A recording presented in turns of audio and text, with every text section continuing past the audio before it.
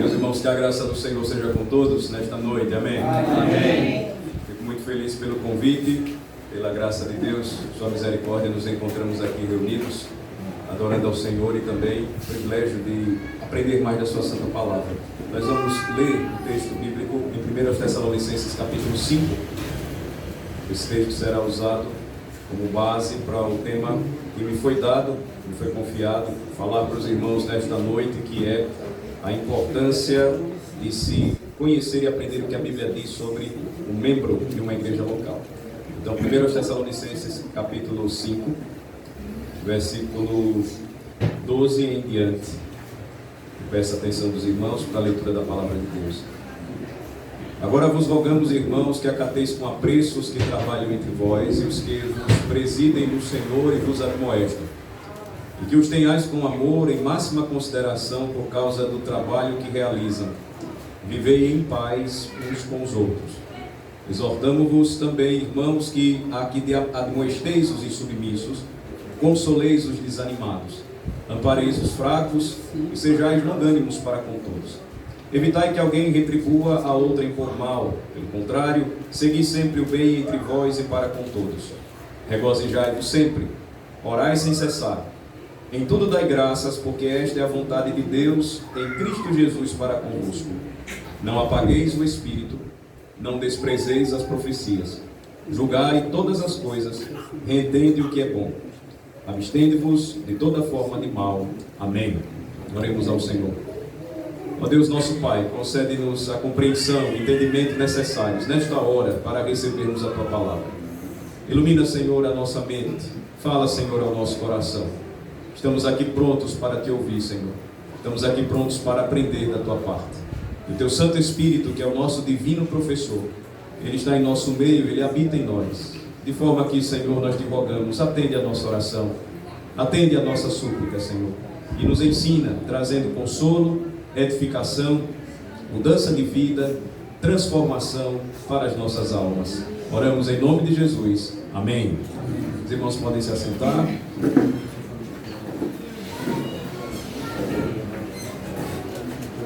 O tema membresia da igreja local, ou o que é um membro da igreja local, embora seja um assunto tão importante, felizmente não tem sido tão estudado ou apreciado em nossos dias. De modo que, por vezes, nós pensamos que a importância está somente na função daqueles que lideram, os líderes espirituais, pastores e presbíteros, ou os diáconos, atendendo os assuntos de necessidade temporal, visitando e assistindo as pessoas em suas necessidades, enfermidades, enfim. E nos esquecemos também que o corpo de Cristo não é somente formado por líderes espirituais, mas todos, inclusive os líderes, são membros da Igreja de Cristo Jesus. Esta passagem que nós lemos, ela nos lembra que, além do trabalho dos líderes espirituais, todos nós, como membros da Igreja de Cristo, e o apóstolo Paulo nos lembra disso em sua primeira carta aos Coríntios, tendo Jesus Cristo como cabeça do corpo, todos nós somos membros deste corpo. Daí vem o sentido, o significado da palavra membresia, ou ser um membro de uma igreja local. Então, o que seriam os membros da igreja local?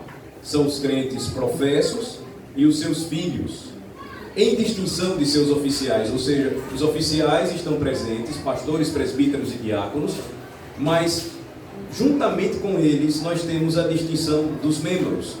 Os membros de uma igreja local, eles têm então uma função importante. No mês que passou, nós rememoramos a Reforma Protestante. Nós celebramos a Reforma Protestante como um movimento espiritual que trouxe profunda transformação para a igreja desde o século XVI. E dentre os assuntos ou as doutrinas importantes que a Reforma Protestante resgatou, em especial Martinho Lutero, o grande reformador alemão, foi a chamada doutrina do sacerdócio universal de todos os crentes. A doutrina do sacerdócio universal ensinava, portanto, que não existe aquele homem ou mulher que tem a oração mais forte do que o outro, mas todos, quando oram pela mediação de Jesus Cristo, cabeça da igreja, são atendidos em nome de Jesus. Logo, você tem a distinção dos líderes, você tem a importância deles, de fato, porque são constituídos por Deus, mas todo crente tem um papel a se cumprir no corpo de Cristo. A doutrina do sacerdócio universal nos ensina isso. A Escritura nos mostra algumas passagens que falam sobre essa doutrina. Por favor, vejam comigo, primeira carta de Pedro, capítulo 2. Na primeira carta de Pedro, no capítulo de número 2, nós temos um exemplo dessa maravilhosa doutrina do sacerdócio real de todos os crentes. Lembrem-se que no Antigo Testamento, o sacerdote tinha essa função de mediador. O povo precisava e dependia do sacerdote. Mas esses homens, esses sacerdotes humanos, eles apontavam para o perfeito sacerdócio e para o perfeito sacerdote das nossas almas, que é Jesus Cristo. De modo que hoje nós não precisamos mais de alguém que faça essa mediação, de alguém que ore por nós, de alguém que ofereça um sacrifício. Nós sabemos muito bem, porque Jesus Cristo, sendo o nosso perfeito e supremo sacerdote, conforme as Escrituras nos ensinam, em especial a carta aos Hebreus, Ele é o nosso mediador. De modo que pela mediação de Jesus, nós temos acesso a Ele. 1 de Pedro vai nos lembrar, essa passagem ela é bem interessante, a partir do versículo, capítulo 2, a partir do versículo de número 4. Lerei a partir do versículo de número 1, 1 de Pedro capítulo 2, versículo 1 em diante. Despojando-vos, ou seja, lançando fora, jogando fora, portanto, toda maldade e dolo, hipocrisias e invejas e toda sorte de maledicências, desejai ardentemente, como crianças recém-nascidas, o genuíno leite espiritual, para que por ele vos seja dado crescimento para a salvação, se é que já tendes a experiência de que o Senhor é bondoso. Então, a ordem do apóstolo Pedro é que todos devem desejar o genuíno leite espiritual. Todos os que estão em Cristo, todos os que são crentes em Cristo, devem lançar fora tudo aquilo que é ruim, maldade, dolo, falsidade ou hipocrisia, inveja, toda sorte de maledicências, que infelizmente ainda hoje tem sido um prato predileto de muitos crentes. A fofoca deve ser algo que nós devemos jogar fora, assim como todo outro tipo de maldade. E o que é que deve ser o desejo ardente do nosso coração? Versículo 2. Como crianças recém-nascidas, devemos desejar o genuíno leite espiritual. Nós sabemos a vontade, o desejo de uma criança recém-nascida, de um bebê com fome pelo leite da sua mãe. Assim o apóstolo disse, nós devemos também desejar o genuíno leite espiritual, é uma referência à revelação da palavra de Deus, para que cresçamos para a salvação. E ele então diz, se é que já tendes a experiência de que o Senhor é bondoso. Chegando-vos, versículo 4, para ele a pedra que vive, rejeitada assim pelos homens, mas para com Deus eleita e preciosa, também vós mesmos, versículo 5, como pedras que vivem, notem, sois edificados casa espiritual, para ser de sacerdócio santo, observe, a fim de oferecer de sacrifícios espirituais agradáveis a Deus por intermédio de Jesus Cristo. Nós temos aí então a doutrina do sacerdócio universal de todos os crentes. A doutrina do sacerdócio universal de todos os crentes então nos lembra que todo crente, sendo membro de uma igreja local, é como uma pedra espiritual que vive em Cristo Jesus e que edifica a sua igreja. Logo, o membro de uma igreja local tem um papel importante sim no corpo de Cristo.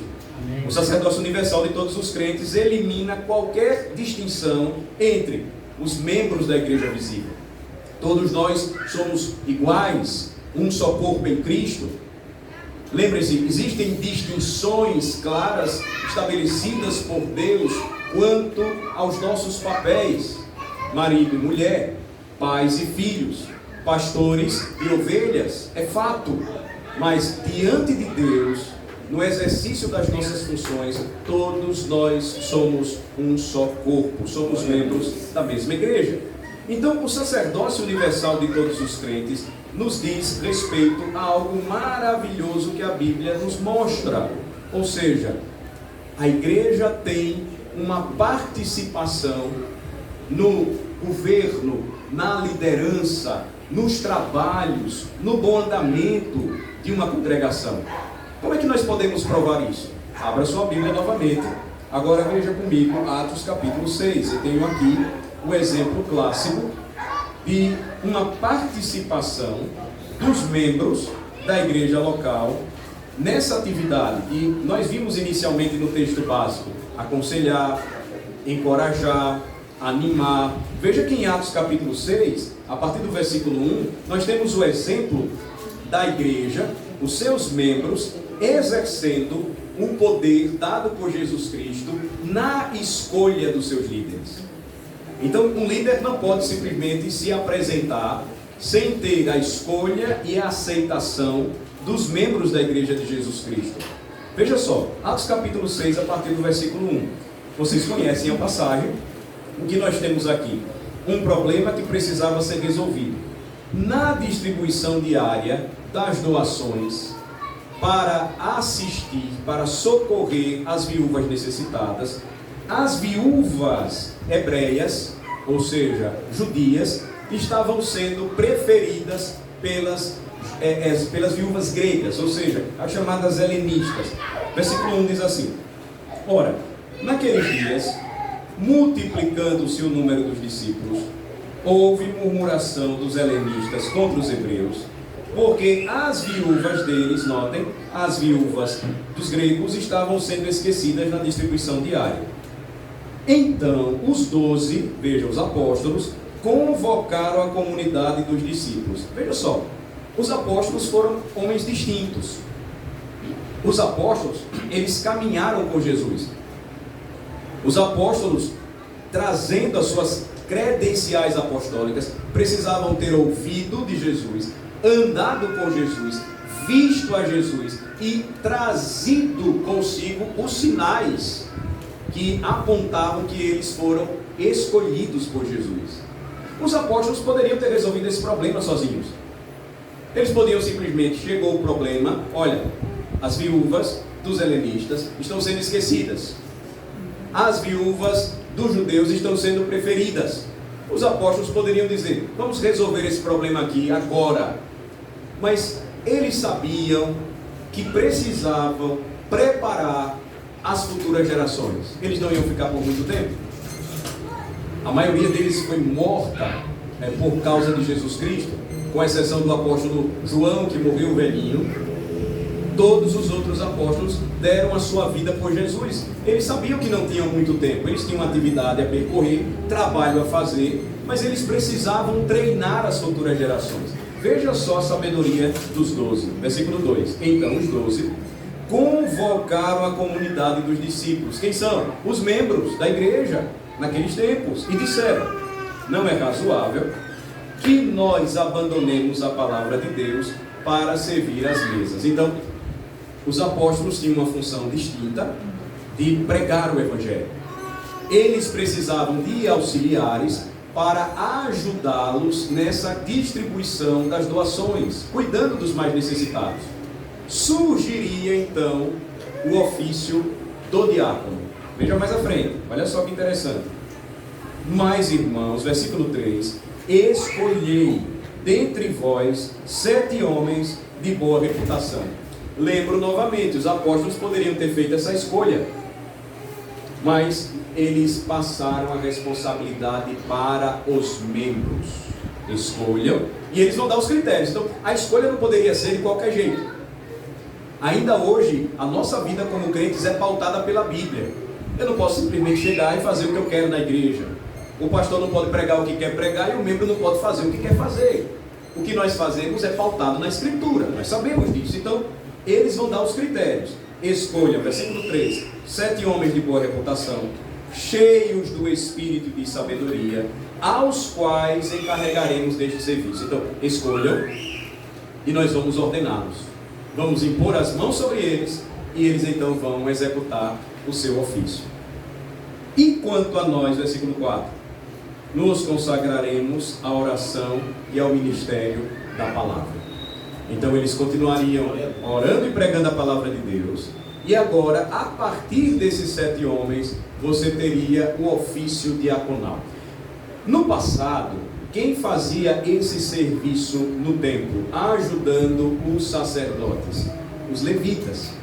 Eles eram os auxiliares dos sacerdotes. Então, O modelo não era estranho, veja, ele se repete no Novo Testamento, mas agora ele tem uma característica distinta, diferenciada em alguns aspectos. Então, o parecer, versículo 5, agradou a toda a comunidade, ou seja, os crentes gostaram da ideia, porque ela foi apontada pelos apóstolos, orientados pela palavra de Deus e pelo Espírito Santo, e elegeram então, você tem a lista, a partir do versículo 5, elegeram Estevão, elegeram Filipe, Prócoro, Nicanor, Timão, Pármenas e Nicolau.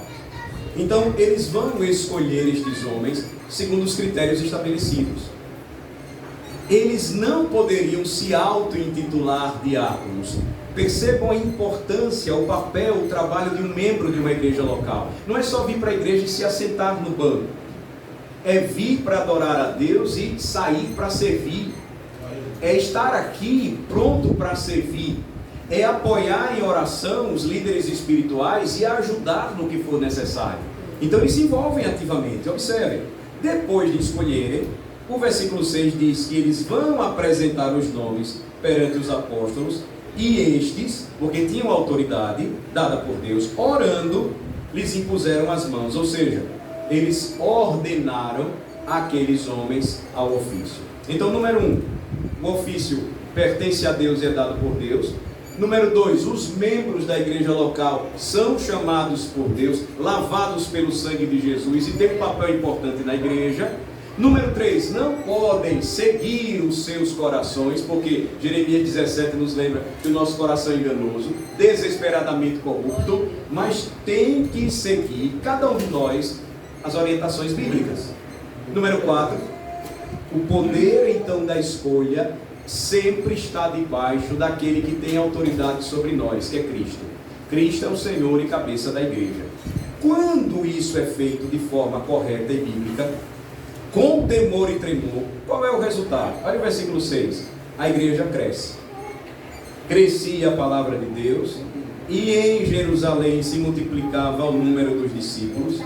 Também muitíssimos sacerdotes obedeciam à fé. Caminhe um pouco mais comigo aí em Atos. Vamos para o capítulo 14. Outro exemplo aqui, prático também para a gente, nesta noite. Atos 14. Versículo 21 em diante. Então aqui você já tem o apóstolo Paulo como um dos principais líderes da igreja, pregando o evangelho. E no versículo 21 diz: e tendo anunciado o evangelho naquela cidade e feito muitos discípulos, voltaram para Listra e Icônio e Antioquia, fortalecendo a alma dos discípulos, exortando-os a permanecer firmes na fé, e mostrando que, através de muitas tribulações, nos importa entrar no reino de Deus. Então, você percebe que os apóstolos continuaram fazendo o trabalho deles. E as orientações permaneceram. Veja o versículo 23. E promovendo-lhes em cada igreja a eleição de presbíteros. Aqui você já tem também os presbíteros sendo eleitos. Depois de orar com jejuns, os encomendaram ao Senhor em quem haviam crido. Então, você tem a base bíblica aqui de como o Senhor organizou o governo de sua igreja nos dias do Novo Testamento. Presbíteros e diáconos, dentre esses presbíteros, aqueles que serviriam pregando e ensinando, outros auxiliando no pastoreamento, apacentando as ovelhas de Jesus e governando a igreja, auxiliados pelos diáconos, que deveriam cuidar das questões de necessidade temporal, de visitar alguém enfermo, de levar alguém ao médico, de comprar uma medicação, de ajudar com alimentos, esse trabalho temporal, e quem tinha a responsabilidade de escolhê-los, os membros, vocês, a igreja de Cristo, reunida em assembleia. Então, o que nos chama a atenção aqui, isso é muito importante, pastor, que não é apenas um assunto em que cada igreja faz como quer, ou resolve como deve ser. Por exemplo, você tem igrejas onde um indivíduo se apresenta como se fosse o bispo da igreja. E no Novo Testamento, a palavra bispo e presbítero, elas falam de uma mesma função.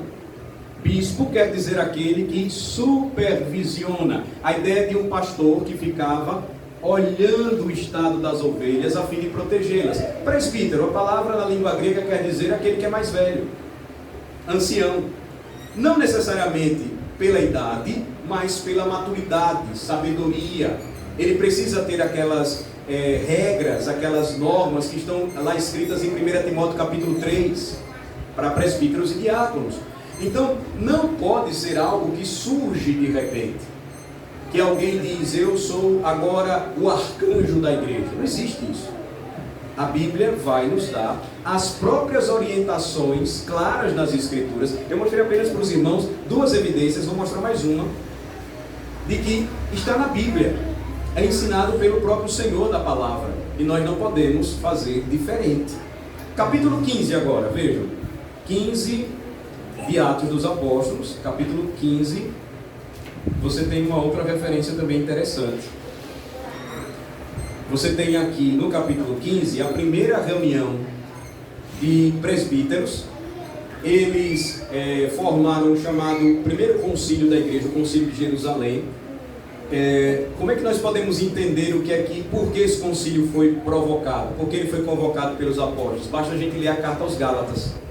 Paulo vai ter que tratar um problema na região chamada Galácia, onde estavam várias igrejas, porque os crentes judeus, alguns, estavam exigindo dos crentes não judeus que, além da salvação em Cristo, eles precisavam ainda fazer mais algumas coisas para serem salvos.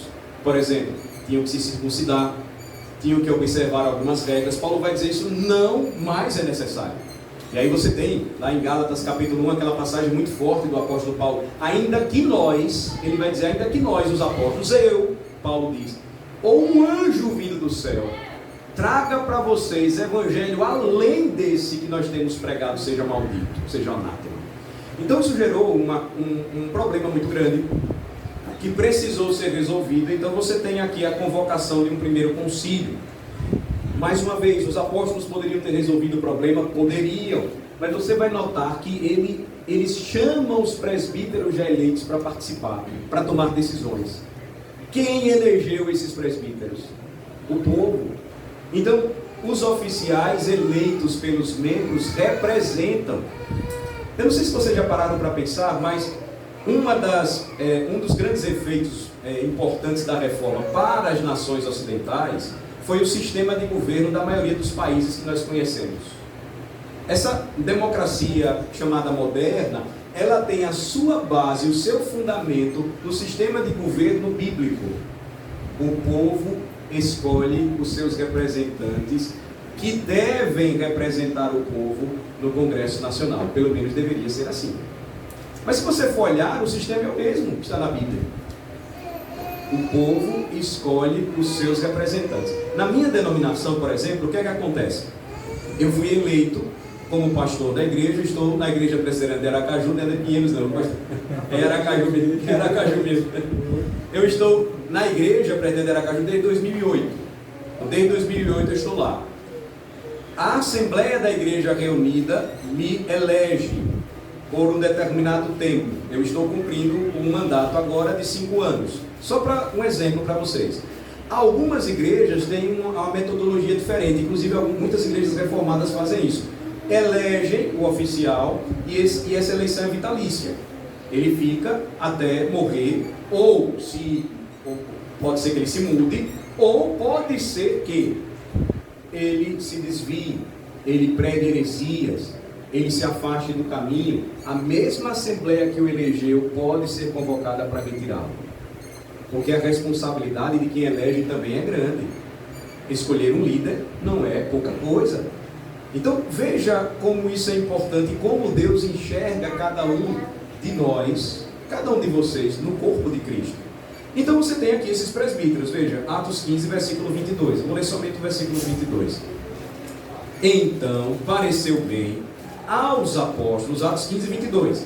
Então pareceu bem aos apóstolos e aos presbíteros, olha, eles estão aqui, com toda a igreja, tendo elegido homens dentre eles, enviá-los juntamente com Paulo e Barnabé a Antioquia, que foi depois do resultado do concílio. Ou seja, eles participaram do concílio, tomaram decisões, levaram para a igreja e os membros se alegraram com a decisão. E a decisão vocês conhecem, as orientações que foram dadas para que aquele problema ele pudesse ser resolvido. Então, além desse exercício formal de autoridade, no meio da igreja, a congregação ainda tem uma participação informal. O que seria essa participação? No poder docente. Ou seja, você tem um ministro que sempre se levanta nesse púlpito para pregar para vocês, mas de forma informal, cada membro da igreja local tem responsabilidade de defender a verdade. Existe um poder docente, ou seja, um poder de ensino. De que maneira vocês vivem isso diariamente? Proclamando e defendendo privadamente as verdades de Deus. Em sua casa, em seu trabalho, conversando com pessoas, defendendo a fé. O apóstolo diz que cada crente deve estar pronto para dar razão da sua fé. Que nós devemos batalhar pela fé que de uma vez por todas foi entregue aos santos. Ou seja, todos nós, de forma informal, devemos ensinar a palavra de Deus. Somos testemunhas da palavra de Deus. Então, nem todos terão um chamado para pregar. É fato. É uma responsabilidade muito grande. O grande pregador batista inglês, Charles Spurgeon, ele conta que certa vez, ele foi o pastor mais importante do século XIX na Inglaterra e provavelmente em boa parte do mundo. Em 4 anos de convertido, Spurgeon já pastoreava em Londres uma congregação com milhares de pessoas. Então Deus usou ele poderosamente desde jovem. E aí, não era incomum que muitos se interessassem em ser como ele é. E aí tinha um homem que sempre pedia ao pastor Spurgeon para pregar. Eu queria pregar como o senhor prega. Eu queria tanto pregar. E ele insistiu até que um dia Spurgeon deixou ele pregar. Spurgeon pastoreava uma congregação de 18 a 20 mil almas. Era muita gente. Era um avivamento de fato. E aquele homem então subiu no púlpito, começou a tremer, mas tremeu tanto, que ele não conseguiu falar 5 minutos. Ele disse: isso não dá para mim. Eu já sei realmente que a responsabilidade é grande. Eu vou continuar sendo um crente, mas eu não fui chamado para pregar. Então, nem todos têm o chamado para pregar o Evangelho, no sentido de formalmente assumir um culto, pregar a palavra de Deus para as pessoas, mas todos nós somos chamados a pregar o Evangelho, dar testemunho do Evangelho privadamente, particularmente, em nosso dia a dia. Então, o membro participa. Número 2, no poder do governo, o membro da igreja local, ele também auxilia os líderes quando ele trabalha o que nós chamamos de um exercício de supervisão mútua. Como é que eu posso explicar isso para vocês? Eu vou tomar uma passagem bíblica aqui, que geralmente a gente usa para justificar quando as reuniões de oração são pouco frequentadas, pastor. Mas veja só o sentido maior dessa passagem. Mateus capítulo 18, por favor. Mateus capítulo de número 18. Vocês vão lembrar da passagem aí.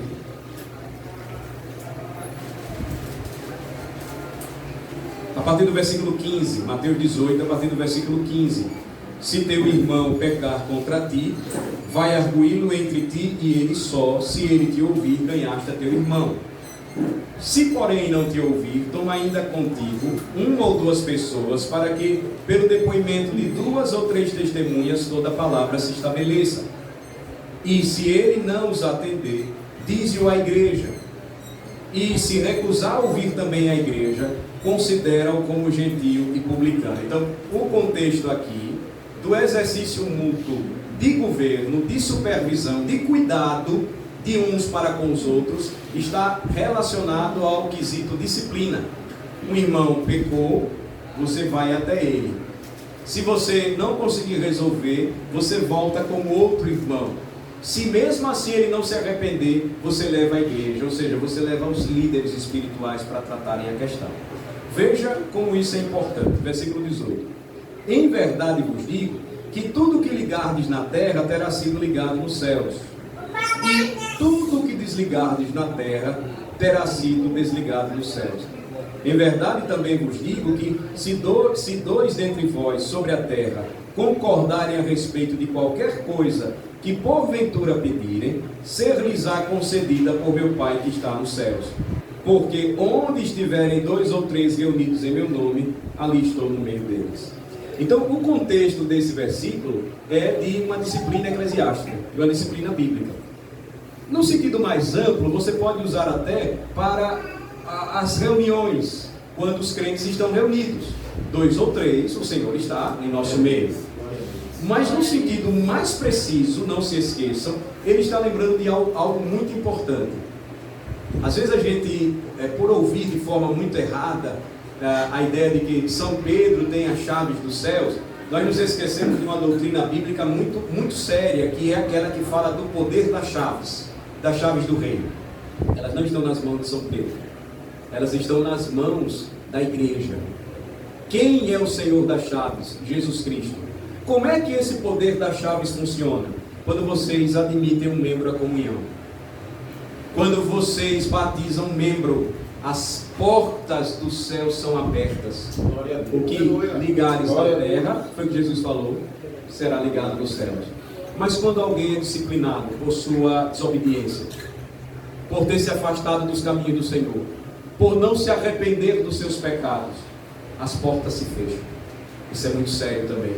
E Jesus diz: o que vocês desligarem aqui, eu confirmo e desligo nos céus.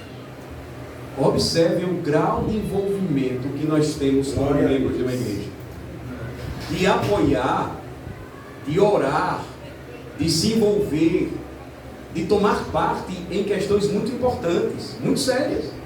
Número 3, no exercício da misericórdia, os membros também participam quando olham um para o outro, se socorrem um ao outro em meio às suas necessidades, ou quando não conseguindo resolvê-las, levam até os oficiais competentes.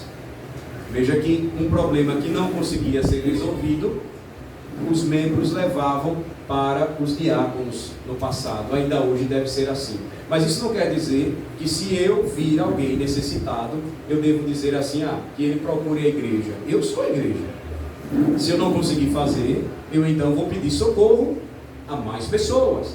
Mas notem, no testemunho, no governo, na assistência, misericórdia, nós estamos juntos. Então, um membro de uma igreja local tem um papel muito importante. Um bom exemplo deste exercício, eu citei para vocês como texto base, vou ler de novo. Se encontra em 1 Tessalonicenses, capítulo 5, versículos 11 e 14. 1 Tessalonicenses, capítulo 5, versículos 11 e 14. Consolai-vos, pois, uns aos outros, edificai-vos reciprocamente, ou seja, a edificação tem que ser uma via de mão dupla. Eu edifico você e você me edifica. Versículo 14. Exortamo-vos, veja a palavra do apóstolo. Também, irmãos, aqui admoesteis os insubmissos, consoleis os desanimados, ampareis os fracos e sejais longânimos, ou seja, grandemente pacientes com todos. É uma responsabilidade, então, que todos nós no corpo de Cristo temos que cumprir. Essa é a definição de um membro de uma igreja local. Para o segundo e momento final, o segundo e último momento, eu gostaria de traçar então com vocês, meus irmãos, com base nesse fundamento bíblico do que é um membro de uma igreja local, quais são os deveres dos membros da igreja de Cristo. Então essa é a segunda e última parte aqui que eu quero tratar com vocês. O membro da igreja de Cristo goza de muitos privilégios. Contudo, tais privilégios implicam em deveres para com os oficiais da igreja, os seus líderes espirituais, seus irmãos e para com o mundo em geral. Veja só, qual é o principal dever de todo cristão? Viver de acordo com a doutrina e prática das Sagradas Escrituras. Então, o primeiro dever de todo crente é viver de modo digno de sua vocação cristã. Você precisa viver aquilo que você prega, viver aquilo que você testemunha, viver aquilo que você ensina. É a doutrina alinhada à prática. Se isso não for se isso não for constante em nossa vida, se isso não for experimental em nossa vida, não funciona. O que mais nós vamos ouvir é aquele crente daquela igreja, pois o que ele diz ou o que ele fala, ele não vive. Esse é o grande desafio para nós. As pessoas saberem que nós somos falhos e pecadores, e que em determinados momentos da vida nós podemos pecar contra o Senhor, mas que isso não é uma prática constante. Nós lutamos contra o pecado, nós buscamos agradar o Senhor, porque nós precisamos viver de modo digno da vocação que nós fomos chamados. Referência bíblica, Colossenses capítulo 1, versículo 10, por favor, vejam aí. Colossenses capítulo 1, versículo 10.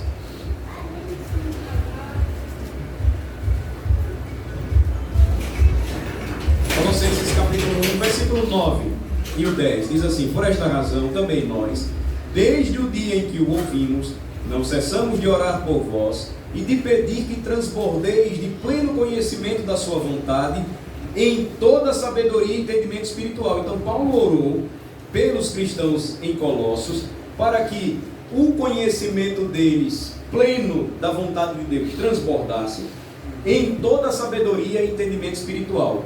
Para quê? Para você apenas guardar em seu coração, guardar em sua mente? Não, versículo 10, a fim de viverdes de modo digno do Senhor, para o seu inteiro agrado, frutificando em toda boa obra e crescendo no pleno conhecimento de Deus. Então, o principal dever de todo cristão é viver de acordo com a doutrina e prática das Sagradas Escrituras. Nós precisamos resgatar de fato a importância de que a responsabilidade de uma vida santa não é somente para os líderes, mas para todo o povo de Deus. Número 2, é dever fundamental de cada membro de uma igreja local congregar-se, reunir-se para cultuar a Deus em todas as reuniões da igreja, desde que possível. E aqui um lembrete para nós: a exceção não pode se tornar uma regra. Às vezes, por uma razão superior, eu posso até faltar, mas eu não posso faltar sempre. Eu tenho um compromisso. Não é o pastor que chama vocês para adorar, é Deus quem convoca vocês para adoração. Amém. Notem que a adoração, ela sempre é pautada na palavra. Quem é o Senhor da palavra? Quem fala por meio da palavra? Então nós não podemos esquecer isso. O cristão deve ordenar, deve organizar suas obrigações de tal maneira que este compromisso, que é o maior, jamais venha a ser desprezado. Nós somos livres, sim, no sentido de frequentar esta ou aquela congregação, mas somos obrigados no sentido de que nenhum crente pode deixar de se congregar. Veja Hebreus capítulo 10, que é uma passagem muito conhecida, que é uma exortação para todo crente, principalmente em tempos difíceis que nós temos vivido, onde muitos têm usado a desculpa da pandemia para não congregar. Muitos deixaram de se congregar. Hebreus 10, 25. Hebreus 10, 25. Muitos se tornaram crentes online, achando que isso supre a santa convocação. É um dever congregar-se, é um dever estar com os irmãos, seguindo todos os cuidados que sejam possíveis. A igreja não pode fechar suas portas. Hebreus 10, 25. Não deixemos de congregar-nos, como é costume de alguns. Nos dias apostólicos, notem, já era um problema crentes que estavam deixando a igreja. Não deixemos de congregar-nos, é o mandamento de Deus. Como é costume de alguns, antes façamos admoestações, e tanto mais quanto vedes que o dia se aproxima. Se falhamos neste dever básico, meus irmãos, nos privamos dos meios de graça e privamos os demais irmãos de desfrutarem da nossa comunhão. É na igreja que nós recebemos a porção dobrada do Espírito. Você pode ler a Bíblia a semana toda, você pode cantar louvores ao Senhor a semana toda, você pode orar a semana toda, você pode ouvir sermões na internet a semana toda, mas isso não substitui o dever de congregar-se. Há algo diferente, há algo glorioso, poderoso que acontece quando o povo de Deus se reúne para adorar. Então, esse é o segundo dever fundamental. O terceiro dever é dever de todo cristão usar diligentemente os meios de graça comunicados por Jesus Cristo para a sua edificação pessoal e a edificação daqueles que estão sob sua responsabilidade. Veja, quando eu congrego, quando eu me dirijo à casa de Deus, eu não somente sou edificado, como a minha presença edifica o meu irmão, a comunhão que nós temos, porque nós somos o corpo de Cristo. Quando eu congrego, eu também aprendo qual a utilidade dos meios de graça, palavra, oração, o sacramento da ceia do Senhor. O congregar também é um meio pelo qual Cristo me abençoa. Então, quando eu venho à igreja, eu passo a semana usando a palavra, a oração, o louvor ao Senhor, com um entendimento novo, porque está ligado. Eu não separo a semana do dia do Senhor, que é o primeiro e melhor dia da semana.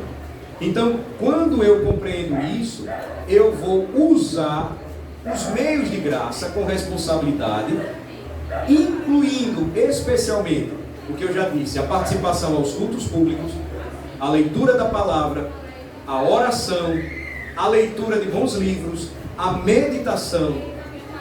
Todo crente, todo membro de uma igreja local precisa do pão e da água da vida. Glória a Deus. Senão, espiritualmente, nós morremos.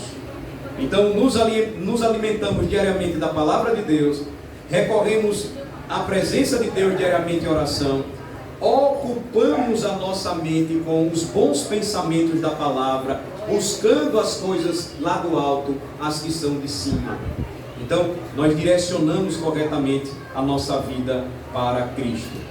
Quarto e penúltimo lugar, servir a igreja com os dons que Cristo concedeu a cada um, também é dever de todo crente. O exercício dos dons espirituais deve ser feito com humildade, na diversidade, mantendo a unidade para a edificação da igreja. O que é que nós vimos hoje mais uma vez, e vocês sabem muito bem, a igreja não é uma instituição humana, a igreja é um organismo vivo, a igreja é o corpo de Cristo. Por isso, as imagens que apontam para a igreja são essas: corpo, casa espiritual. Nós somos o povo de Deus, nós não podemos desprezar que na igreja, que é um organismo vivo, o corpo de Cristo, seu crescimento e amadurecimento depende de cada um de nós.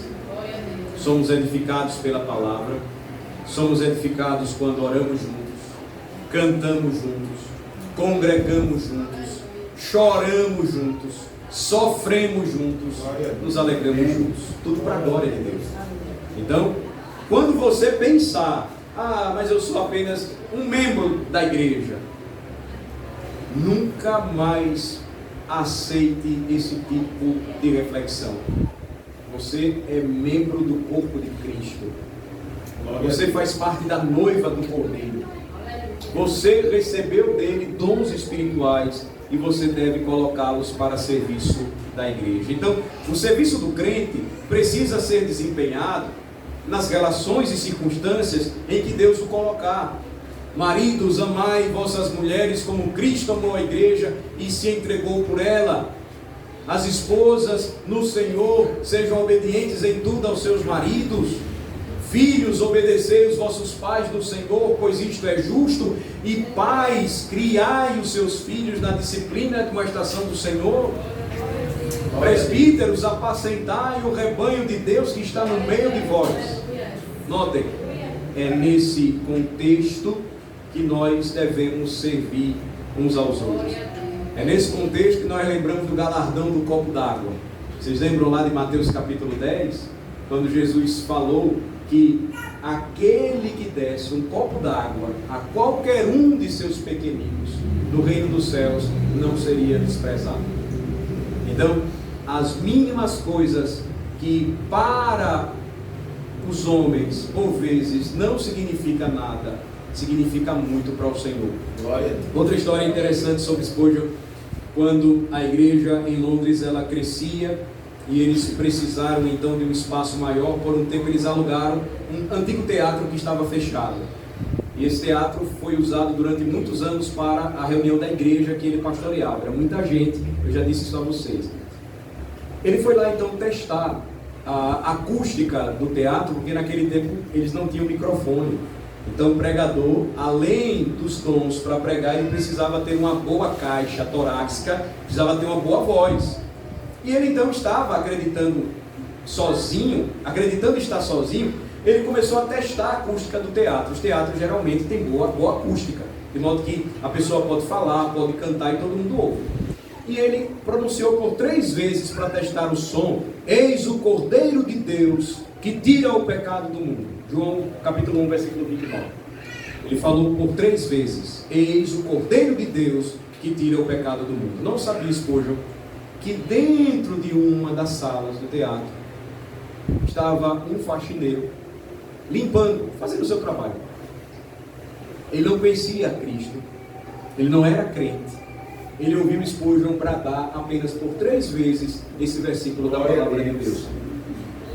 O resultado foi que Deus converteu aquele faxineiro e ele se tornou membro da igreja daquele pastor. Aleluia. O que isso nos lembra, meus irmãos? O que isso nos lembra? Qual a aplicação importante para nós? O que para os homens às vezes não significa muito: limpar as cadeiras, organizá-las, colocar a água no púlpito, preparar o som, tem muito valor para Deus quando nós estamos servindo ao Senhor na igreja.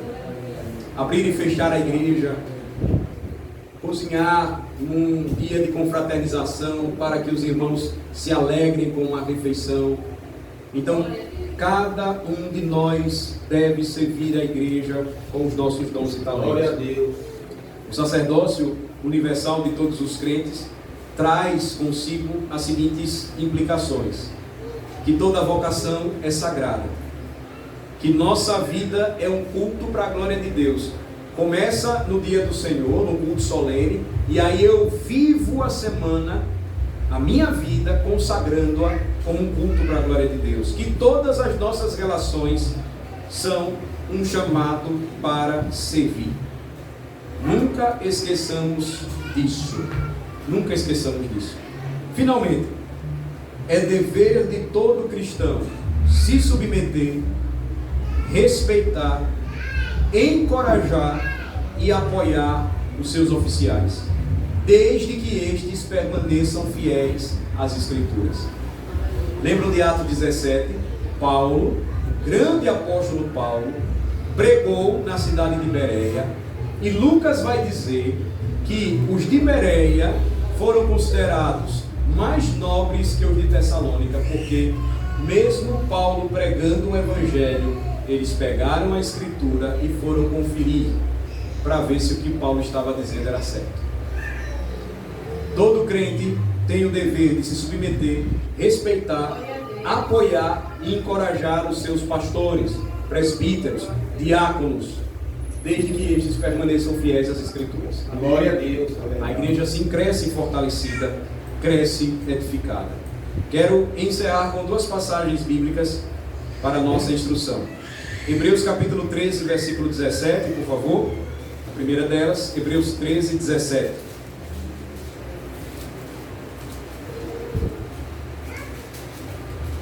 Hebreus capítulo 13, versículo 17.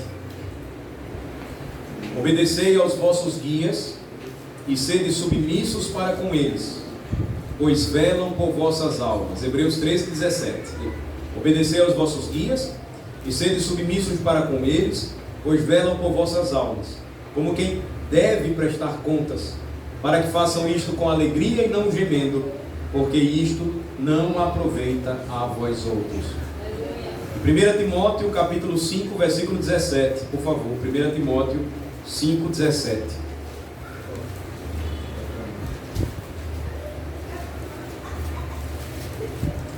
Timóteo 5, 17 devem ser considerados merecedores de dobrados honorários os que presidem bem, com especialidade, 1 Timóteo 5,17, com especialidade os que se afadigam na palavra e no ensino, pois a Escritura declara: não amordaceis o boi quando pisa o grão, e ainda o trabalhador é digno do seu salário. Na medida das suas condições, a igreja reunida, os crentes reunidos, respeitando e encorajando, se sujeitando e apoiando seus pastores, desde que estes permaneçam fiéis às Escrituras, devem considerá-los em alta conta. Devem sustentar o seu ministério segundo as suas condições. Devem apoiá-lo em tudo. O desejo da igreja é que o Senhor faça crescer em espiritualidade, santidade, verdade, e à medida em que cresce e prospera, o reino também deve avançar. E os seus líderes devem ser apoiados também. Isso faz bem à igreja, isso fortalece a igreja, isso permite que o pastor dedique-se cada vez mais no cuidado do rebanho, principalmente no ensino e pregação, de onde todas as outras orientações elas procedem. Glória a Deus. Esse é o ensino, eu diria, básico sobre o assunto. Um aprofundamento maior ainda precisa ser feito, mas ele dá para nós uma ideia geral, mais ampla, de que aquele conceito de que um membro de uma igreja local não é nada, ele é totalmente falacioso, não é verdade. Ele tem um papel muito importante no corpo de Cristo.